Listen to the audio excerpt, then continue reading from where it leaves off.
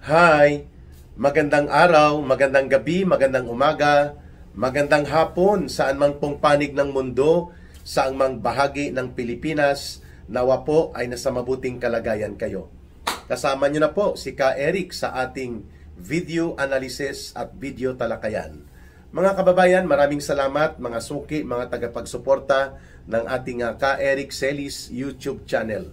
Mayroon na po tayong mahigit 78,000 subscribers. Yehey! We're closing to 80,000. Sana po within the month of October, maaabot natin ang 80,000 break para before December or by December ay makukuha natin ang 100,000 subscribers. And of course, patuloy po na tumataas at consistent na ang pag-increase ng ating viewership. At dahil po yan sa inyong kabutihang loob at sa inyong patuloy na pagtitiwala at pagsuporta kay Ka Eric.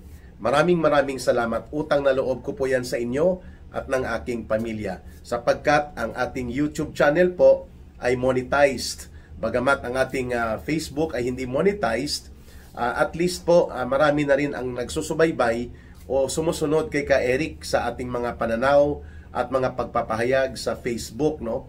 Ang official na gamit ko pong Facebook na ako talaga nagme-maintain account ko is ang Ka Eric Jeff Celis Facebook account. Again, Ka Eric Jeff Celis Facebook account. Sa YouTube, yung ating Ka Eric Celis YouTube channel. Ayan. Mga kababayan, sa nagtatanong po no kung paano makakapagtulong, makapagbigay ng suporta in your own voluntary and sincere way para sa Bangon Sambayanan movement na binubuo natin upang magkaroon tayo ng mga organisasyon ng mamamayan at ng iba't ibang sektor na kumikilos para po labanan at tutulan ang mga isyu ng korupsyon at abuso sa gobyerno. You can send your help and support sa number po, GCash na rin siya at the same time. Yan na rin po ang contact line natin, 0916-308-7710. 0916-308-7710. Kailangging po na numero yan. Ruhilda Celis po ang pangalan niya. Wife ko po siya at tumutulong din siya sa Bangon Sambayanan People's Movement. Okay. Mga kababayan at mga suki at tagapagsuporta ni Ka Eric, palagi tayong nagtatanong, mayaman naman ang Pilipinas, ngunit naghihirap ang mga mamamayang Pilipino. That is a valid question. Oo nga, no? Bakit? Bakit ba milyon-milyon na mga Pilipino ang nalulunod sa kumunoy ng kahirapan? Lalo na hindi lang kahirapan na ordinaryo, kundi generational poverty. Kahirapan na ipinapamana sa mga henerasyon, dekada-dekada na ang nakakalipas. At bakit paulit-ulit na ganyang kalagayan ang kinakaharap ng bawat henerasyon na kabataan at ng mamamayang Pilipino?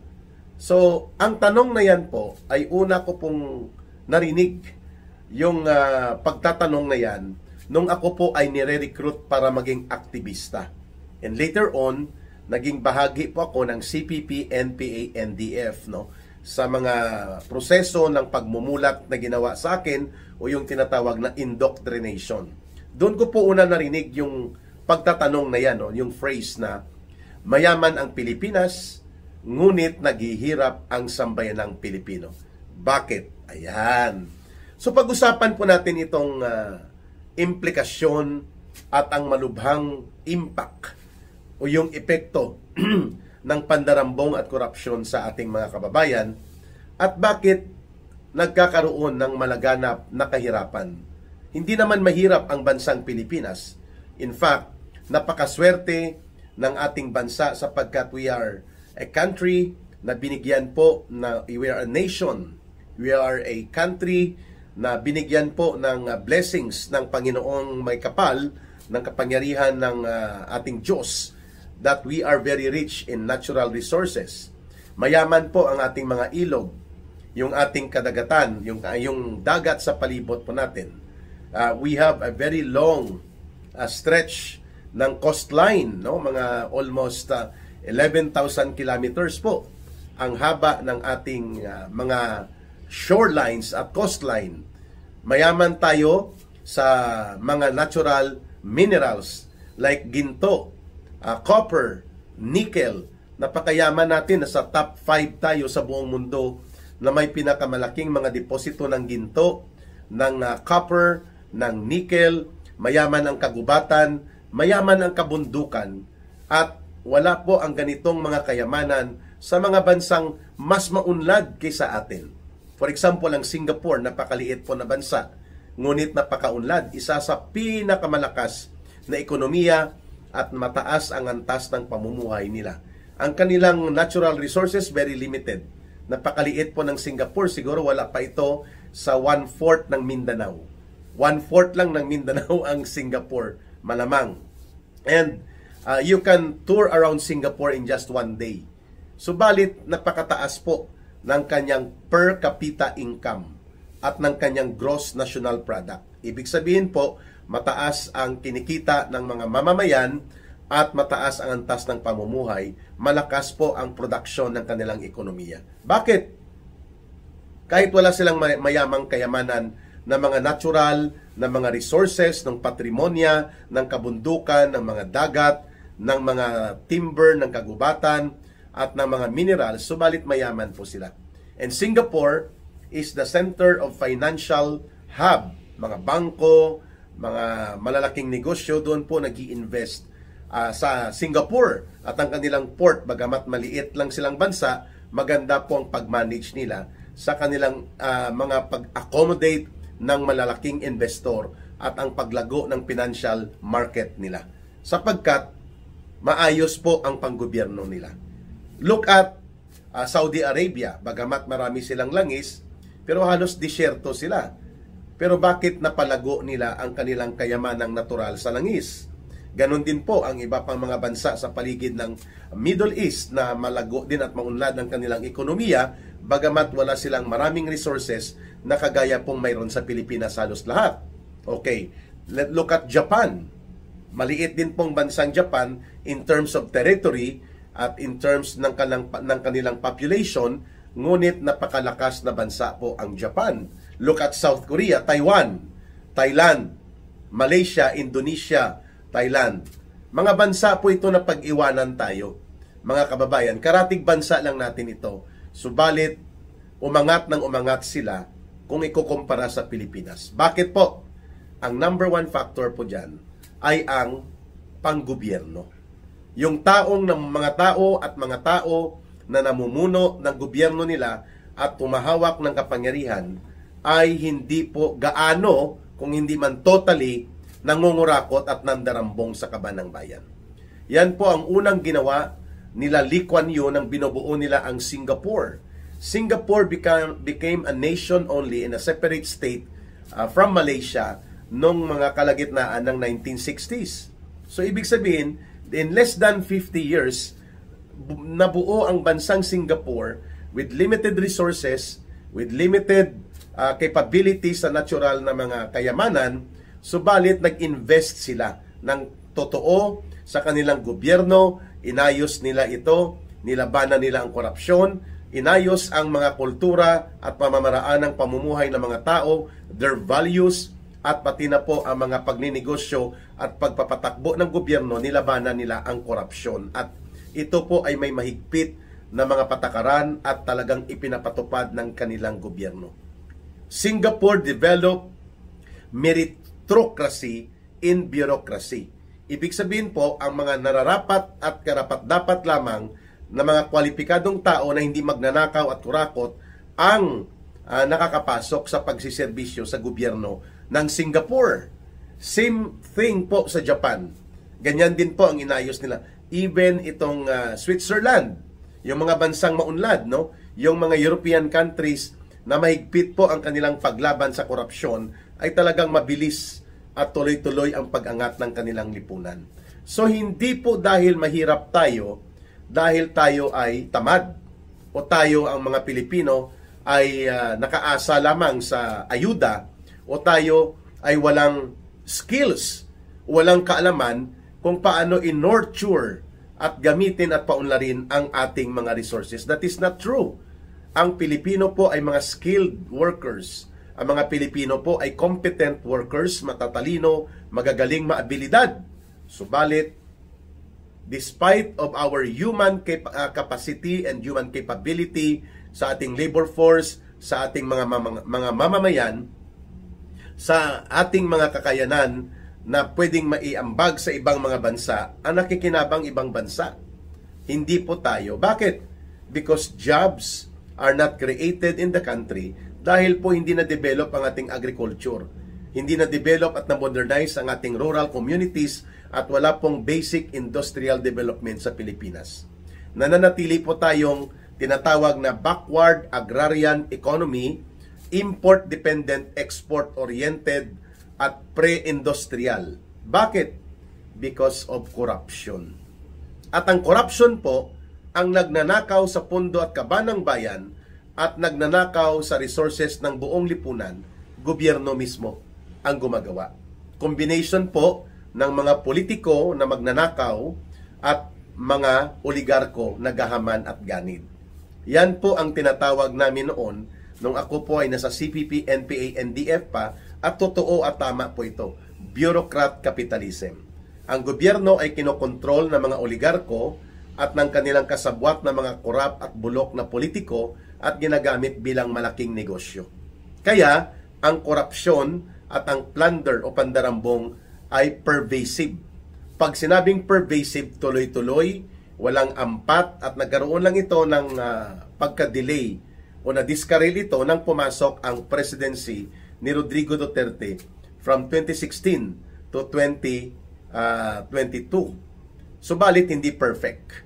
Mayroon din pong mga pagkukulang yon.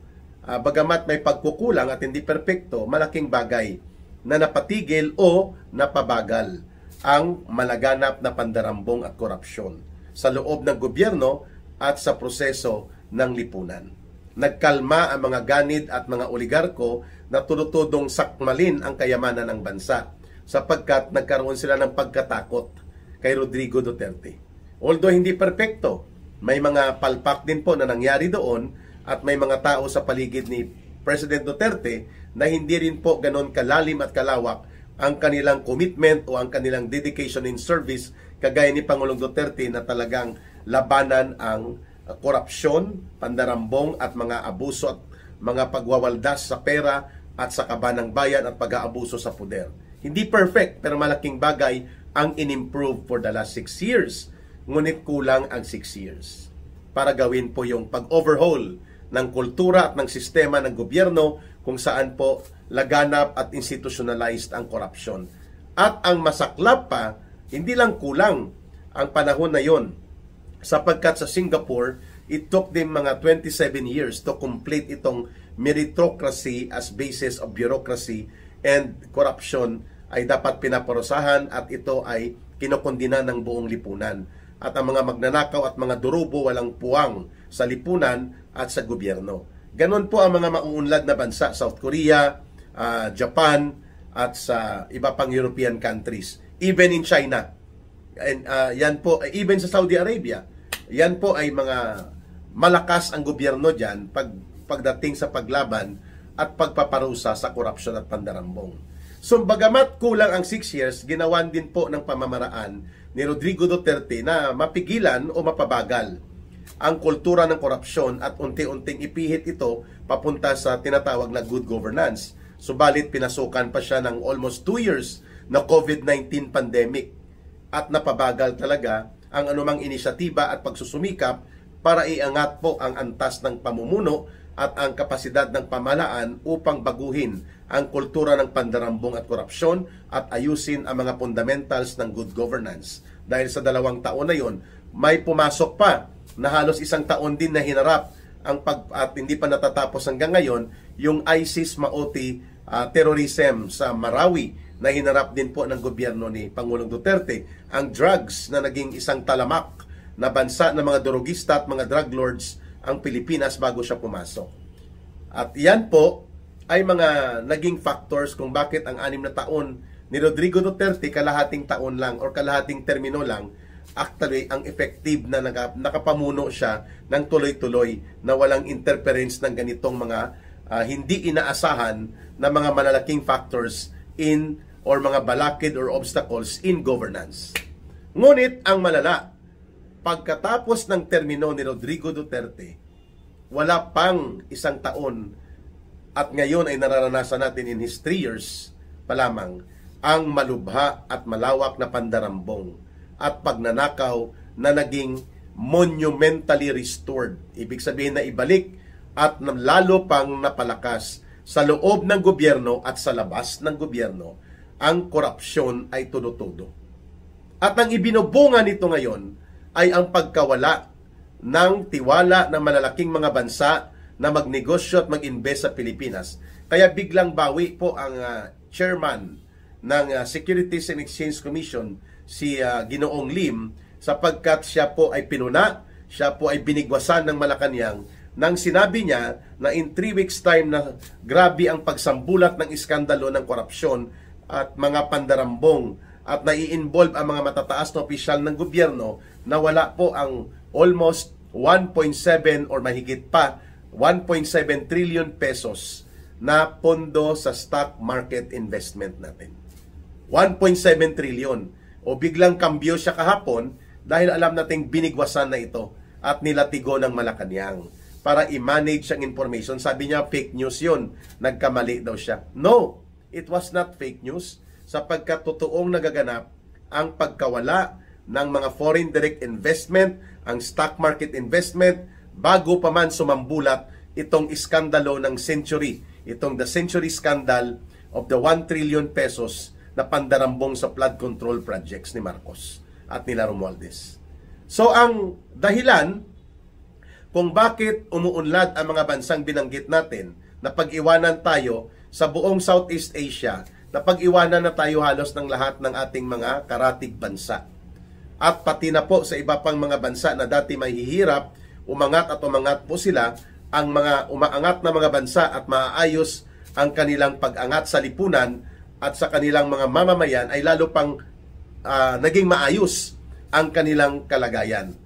Bakit po ang Pilipinas na pag-iwanan? Hindi lamang po ito issue ng korupsyon at ng pandarambong na naging kultura na lalo na sa loob ng gobyerno. Ito po ay usapin ng governance and leadership. Sapagkat hindi po tayo kulang sa batas. Nandyan po ang Anti-Graft and Corrupt Practices Act, yung Republic Act 3019. Nandyan po ang Anti-Plunder Act. Nandyan po ang mga batas na umiiral na, subalit hindi na ipapatupad at hindi nagagawa ang tamang pagpaparusa, ang tamang pagsingil at pagpapanagot sa mga nag-aabuso sa poder at kapangyarihan at mga nagnanakaw sa pundo ng bayan. Generational po. Kaya ang epekto niyan, generational poverty din. Ito pong tinatawag na bureaucrat capitalism. Ang mga magnanakaw na politiko, mga magnanakaw na negosyante, pumapasok sa gobyerno. At ang gobyerno kino-convert nila as personal na negosyo nila.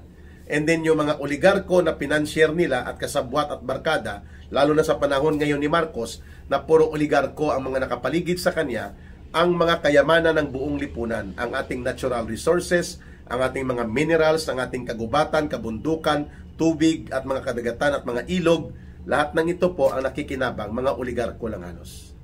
At ang mga politikong kasabwat at kasanib sa sindikato at kriminal na panggobyerno. And that is exactly what defined Marcos Jr. In the last 3 years po, bawat taon, hindi bababa sa 1 trilyon na pesos ang nawawala sa kaban ng bayan.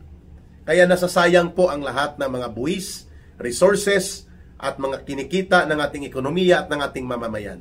Every year, ang ating humigit kumulang 10 milyon na mga kababayang mga overseas Filipino workers at mga expatriates Filipinos na nagtatrabaho at namumuhay sa abroad ay nagpapadala po yan.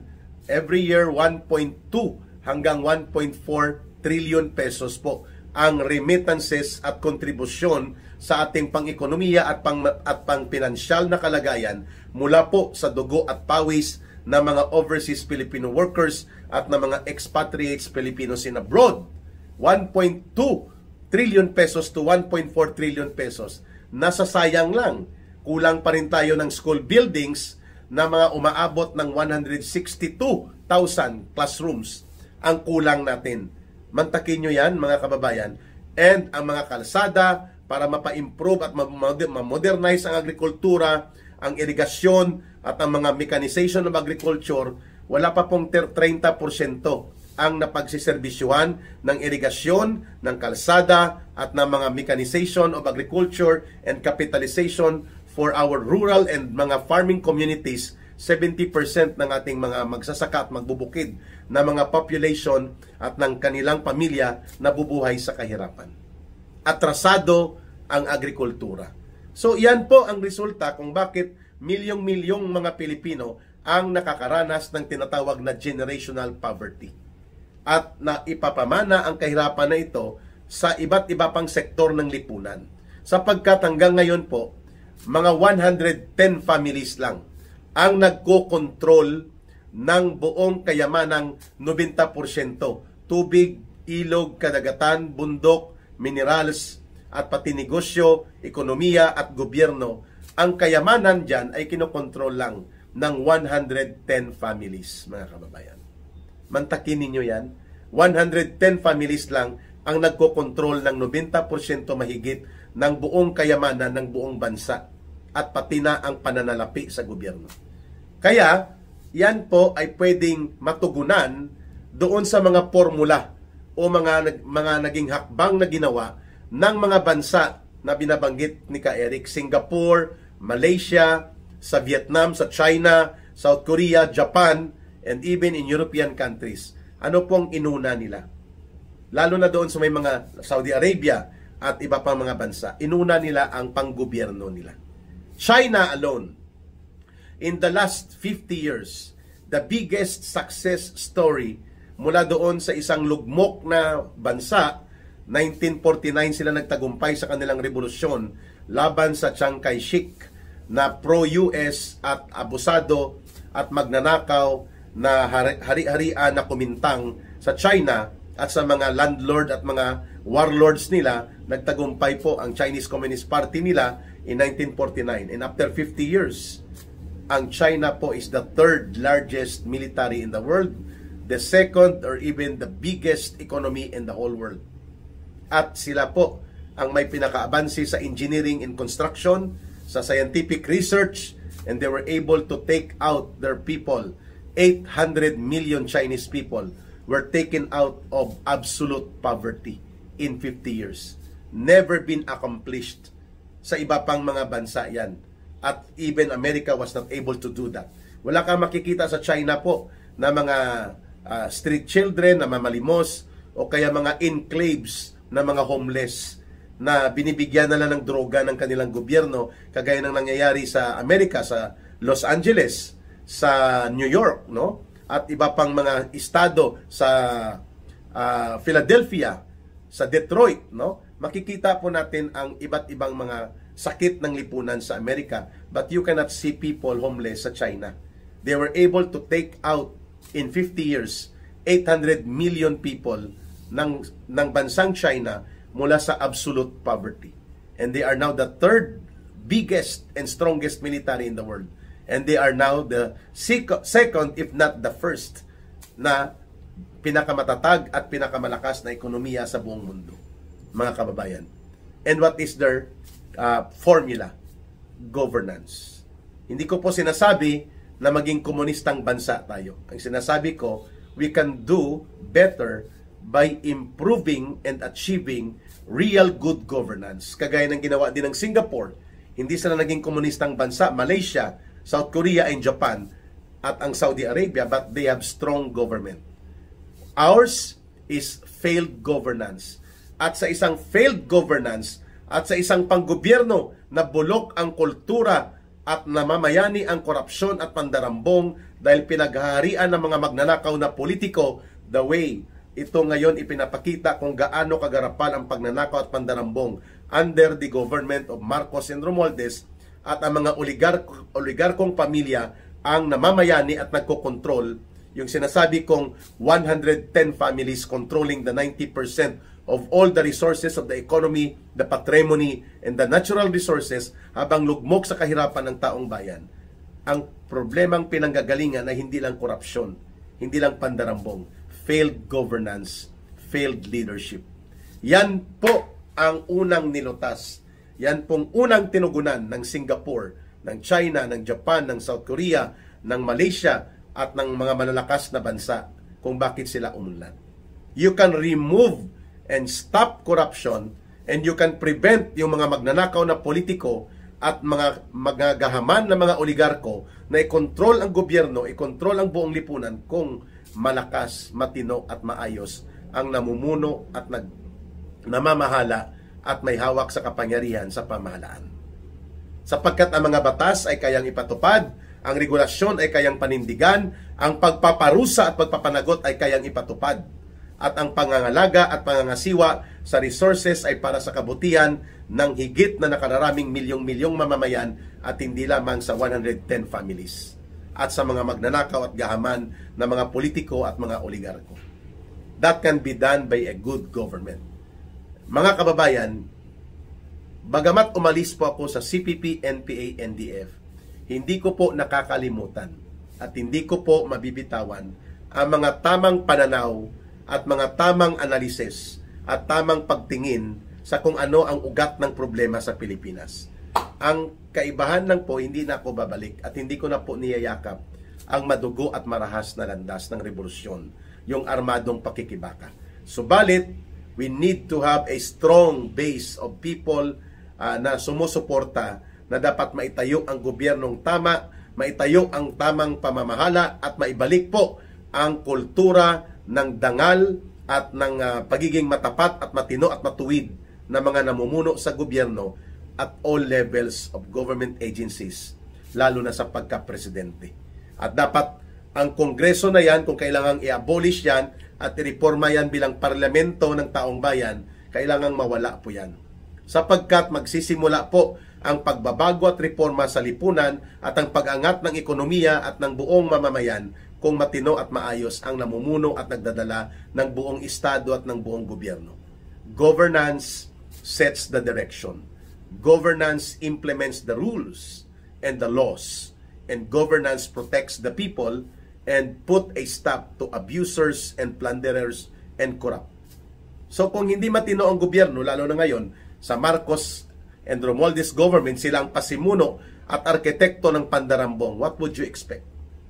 Ang resulta niyan, generational poverty, institutional and monumental and systematic restoration of corruption and plunder, robbery of government, and exploitation and robbery of natural resources by the benefit of the small elite families na tinatawag nating oligarko, mga komprador, borgesya, at mga malalaking negosyanteng politiko din at kasabwat ng gobyernong nagnanakaw sa taong bayan na tinatawag na bureaucrat capitalism.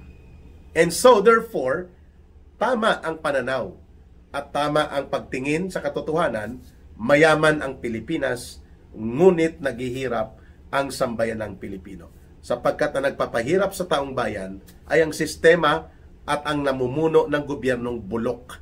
Sistemang kurakot at pandarambong, bulok na gobyerno na interes ng oligarko, mga burokrata kapitalista at mga magnanakaw na politiko at ng kanilang pamilya ang nangingibabaw, samantalang kanilang pinagpapasasaan at kanilang pinipiga at kanilang hinihigop ang kayamanan ng buong lipunan, pati ang pondo at kaban ng bayan. The way we are experiencing it right now, in the most pronounced na pagkakaroon ng bureaucrat capitalism and corrupt and bankrupt government ni Marcos at nila Romualdez.